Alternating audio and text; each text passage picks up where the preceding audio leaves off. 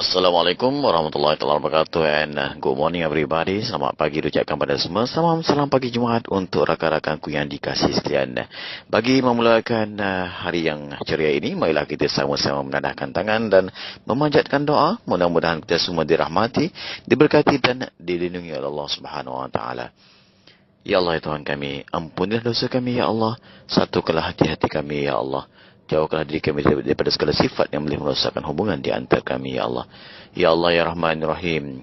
Engkau bekalkanlah kami dengan takwa dan sinarilah jiwa kami dengan cahaya syurga-Mu, ya Allah. Jadikanlah pagi Jumaat ini, ya Allah, hari Jumaat ini, ya Allah, hari yang penuh dengan keberkatan, kemuliaan dan juga kerahmatan daripada-Mu, ya Allah. Ya Allah, ya Rahman, ya Rahim, ya Zal Jalal wa Ikram, ya Karim.